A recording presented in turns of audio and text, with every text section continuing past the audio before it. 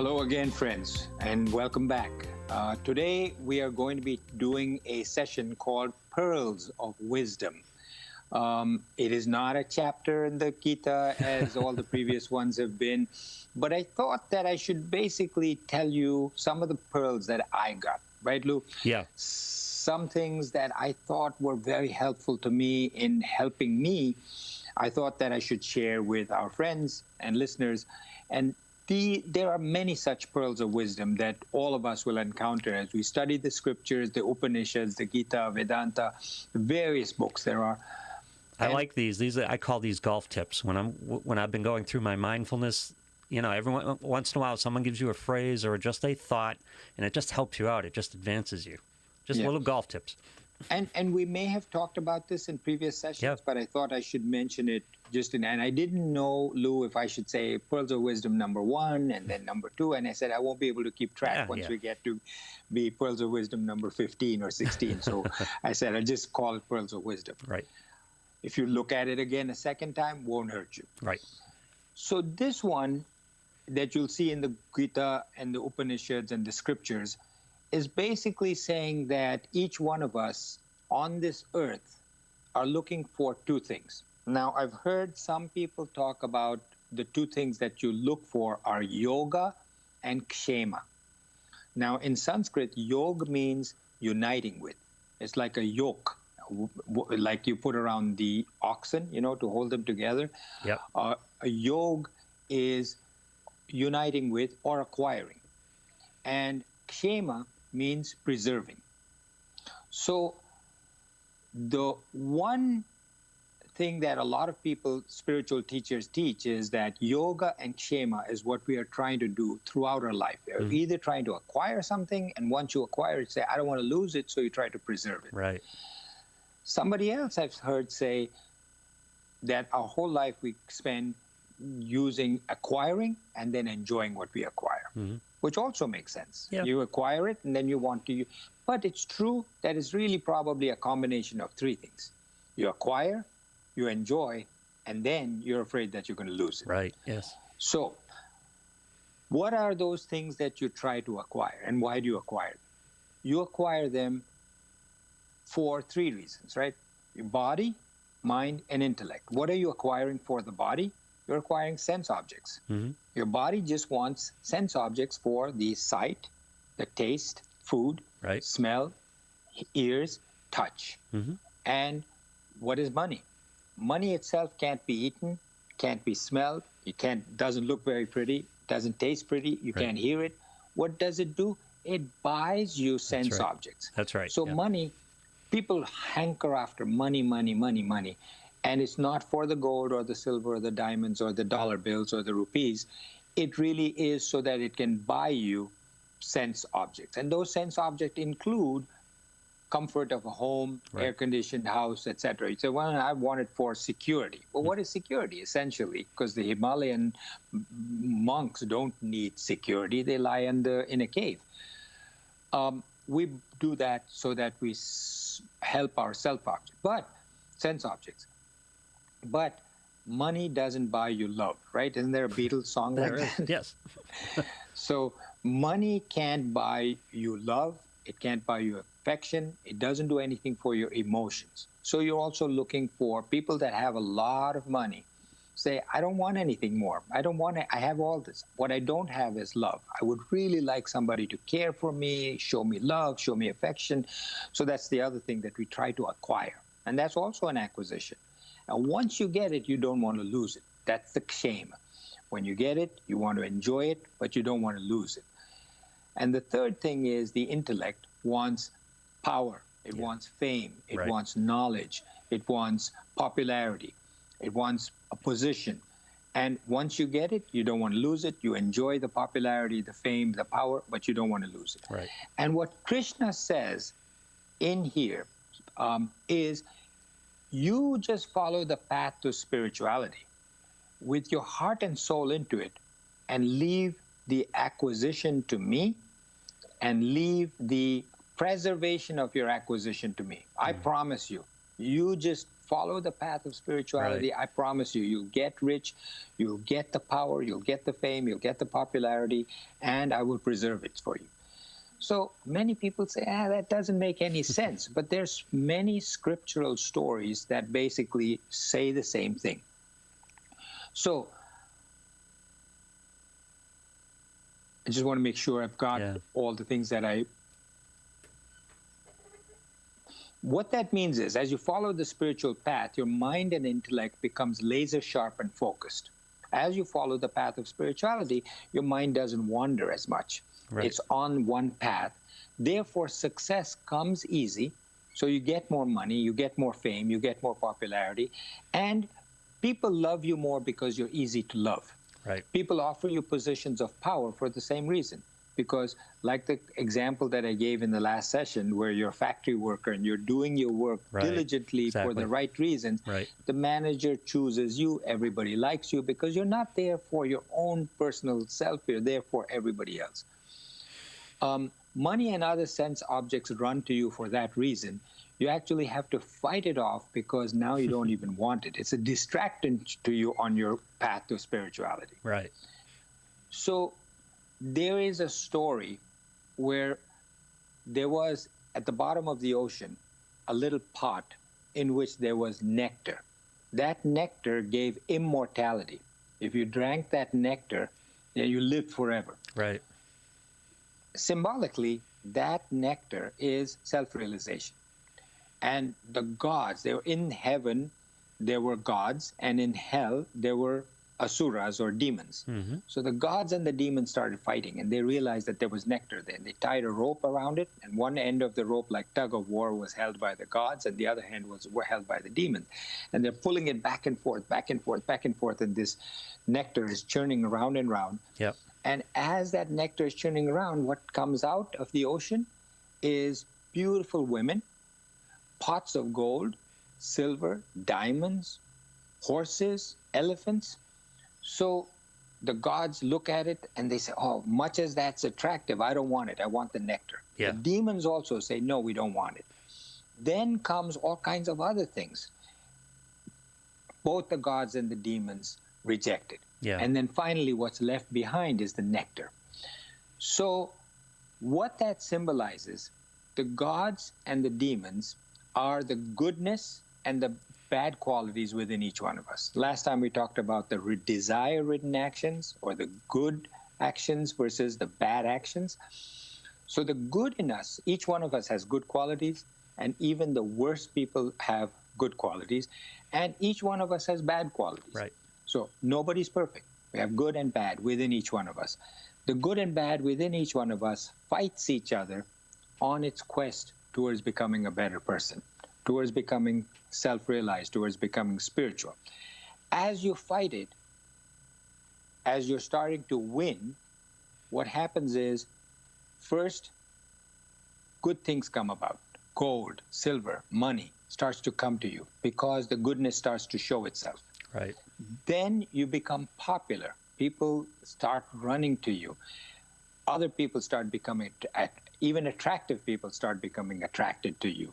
Whereas before they might have seen you as being unattractive because only the bad in you showed itself. Right. Then comes horses and elephants and things like that, which are also positions of power and wealth. And then if you reject all of that, although it keeps coming, you really are on the path to self-realization and you can get to the nectar. So what Krishna says is, you focus on the good in you coming out and getting rid of the negative qualities. What are negative qualities? Jealousy, envy, hatred, greed, anger. All of these things are negative. And there's a whole list of them, which we can go into if we want. And the good qualities are compassion, love, generosity, helping other people. All of these are good qualities. If you try to friendliness, happiness, we went over that probably in like session 1 or 2, right in the beginning, qualities of bhakta. In the example above, we sought to acquire to be happy, right? We want to acquire it to be happy. In each of the things we seek to acquire, we think that by doing that, we will get happiness, more sense objects, more love, etc. But it actually doesn't give you any of that. You don't get happy. You might get happy for a short period of time. That's the enjoyment. You get acquisition and enjoyment. Right. But then you're afraid that whatever it is that's giving you the happiness is going to cause you, is going to be lost to you. You're going to lose it. Brings you worry. Brings you worry. And that's the kshema. Yep. The kshema. But the happiness is short-lived. This is a cycle. And look back and look at our lives, each one of us, as we're listening to this, and we see that our lives are spent trying to acquire, worrying about it losing, getting happiness for a short period of time, but being jealous of somebody else getting more, all of those things. Right. So what makes us happy? So the first pearl that I was trying to get across here, that scriptures teach us, is get past this whole cycle of acquisition and fear of losing what you acquire. Once you realize it, that alone is important. Right. Self-awareness is important. If you're aware of these things that are working on you, you can deal with it. I gave an example once that my wife had a diamond bracelet, very expensive, and she thought she lost it. She was devastated. Yeah. She found it a day later. But during that one day, that kshema, the fear of losing it, was so great she couldn't think of anything else. Right. She couldn't think of anything else. She was devastated because she lost it. And then when she found it, there was great satisfaction, great exhilaration for a brief period of time. Right. Then she says, I got to put it away so I don't lose it again. Put it away. And she forgot about it. Yeah. She went back to life as it was normally. And I was contemplating that. I said, look at how we are as human beings. One whole day, you're worried about something, losing it, and then you find it, say, okay, found it, put it away, thank God, I got it. Now, what about this? What about that? Now you're back to saying acquisition, enjoyment, and fear of losing. Look at the balance, too. She had one day of worry and regret and sadness, and then she put it away. She won't get any gain from that. That is also true. But the point that I want to get across to our friends is that what causes us anxiety about losing something, what causes? So the first topic of conversation here was the acquisition, enjoyment, and fear of losing. Second is, what really causes us happiness? What causes us happiness? What causes us anxiety? What causes us depression? So happiness is actually a lack of desire. We talked about this in one previous session, but I want to expand on this. Interesting. Not fulfillment of desire, lack of desire. Lack of desire. Yeah. So a poor example, not a good example, is that if I'm hammering a nail and every time I keep hitting my thumb when I'm hammering, when I stop hammering, you say, oh my God, that feels so good. Right? Right. So, but I'm the one that's doing the hammering, and I keep hammering on my thumb, and every time I say, oh my goodness, that hurts so much.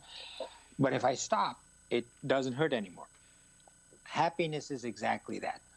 We are constantly desiring acquisition, right? Constantly worrying about losing what we have acquired, and that noise within us causes the unhappiness. And when you don't have that noise and you don't have those desires, you feel ultimately happy. Because as I said before, we internally, our Atman is Sat, Chit, Anand, which is pure consciousness, pure existence, pure bliss. Without anything disturbing it, you're not cloaking it with anything, the pure bliss comes out. Right. You remember in the story of Alexander, Aristotle said to him, get me a self-realized person. Yes. And he goes there and he says, either you come with me and I'll give you plenty of gold. This naked sadhu was lying there on the leaves in the forest, totally naked, just in total bliss, smiling to himself, looking up at the sun in the forest. And Alexander's general says to him, I'll give you tons of money and gold. And he says, I don't need it because I'm happier without it. If I get it, it's not going to give me anything that I don't have right now. I have everything that I need. And I'll in fact be worried about having it and then people trying to steal it from me and Right. losing it. I don't Yes. want it. So that total bliss and happiness is what we are all seeking, but we don't realize it. We think that worldly objects has it and Right. worldly objects is going to give it to us. And we seek those worldly objects. We get them. What we don't realize is those diamond watches, that gold, that car, that power, that fame, that position, that beauty isn't going to give you happiness. The beauty that you have, a slight bit of pimple, and you say, oh my goodness, it's destroying my beauty. Right. And it takes away from all the pleasure. So happiness is, I gave this example too, but for those of you who may not have heard it, when I was growing up, everybody around me used to smoke in India. Everybody smoked. There wasn't a single person who didn't smoke, but I was a child. I didn't smoke. I never have smoked. But if you got on a plane and the plane flight was like 2 hours, Yeah. and this smoker smoked every 10 minutes, he would be dying sitting next to you. Right. If you were with a companion, an adult who was smoking, when you got in, he'd say, hey, how do you like the plane? Isn't it nice? Blah, blah, blah. But then pretty soon, you'd start to see him squirming in his seat and saying, oh, I wish I could have a cigarette. Right. And you notice that his conversation is all about cigarette. When can I have a cigarette? Now they announce that the plane is delayed by another hour or two. And he says, you're circling around. And he says, I can't smoke. Oh, my goodness, I need to smoke. Yeah. He's miserable, miserable. He comes out of the plane, and the first thing he does is he lights up a cigarette. Right. And the minute he puts it to his mouth and lights it, he says, I'm in heaven. Yes. Now, what exactly was happening to him? He was having a craving for the cigarette. There was a chemical reaction that when he smokes, nicotine goes into his system. Nicotine is an addictive substance. So you could say, well, it was the physical lack of nicotine that was causing him that. Right. Yes. But here he just take a puff. It hasn't even gone into his system yet. He thinks it's gone into his system, so he's happy. He says, I'm in heaven. He literally says that, I'm in heaven. This feels like heaven. Yep. But the nicotine hasn't even gone into his system, yet he feels happy about it. It's like somebody who craves coffee, Right. and there's no coffee. When you get the first cup of coffee and you sip it, you say, this feels so good. Caffeine hasn't gone into your bloodstream yet, Right. but it's just gone into your lips, and you say, I'm happy, I'm in heaven. It's satiating the desire. Satiating the desire, there's no more screaming inside your head to say, Right. I want coffee, I want a cigarette. And he thinks that's happiness. He thinks that's happiness, but it's the lack of desire that is the happiness. No longer is the body, the mind, the intellect just screaming, cigarette, cigarette, cigarette, coffee, coffee, coffee. Right. Because Woman, woman. the cycle will continue. He'll smoke this cigarette, and then a half an hour later, he'll want another one. He'll be back in the throes of desire again. Yep. So it's the lack of desire. So you may say, people have said, well, that's not really true. It's the fulfillment of the desire that caused him happiness. All right. So I gave you two examples. Cigarette, the nicotine didn't actually fulfill that addiction. The caffeine, when he takes a sip, it hasn't gone into your bloodstream yet because it has to go all the way down to be absorbed. Right. Some gets absorbed over there, but the caffeine hasn't really hit your system for you to say, that feels like heaven. Give you another example. Imagine that I'm a parent of a son who's at war, and he's been sent to the war, and I get news that, your son is missing, and I'm grieving, I'm sad. Yes. And then I get news some years later that he's been found. He's coming back. And he's coming back with a whole bunch of other soldiers. And you can come to the military airfield and see him. And I go there, and it's twilight, the light isn't so good, but I see a whole bunch of guys coming out of the plane and walking towards or across the tarmac towards the airport, military airfield. And my son, assuming that he's very tall, taller than the rest of the guys, I said, that's my son, that's my son. It's not, but I think it's him. Yeah. What happens? I think my desire to see my son in the flesh has been met. Yes. Although it hasn't really, because that isn't my son. I say, I'm in heaven, I see my son. Honey, do you see him? There he is. Oh, yeah, I see him. She's happy too. Then as he comes closer, the light falls on his face, and we say, oh, that's not him. Right. And we get depressed and say, oh, where is he? Where is he? Then we see him coming out. We say, oh, now it's him. I'm happy. So what happened?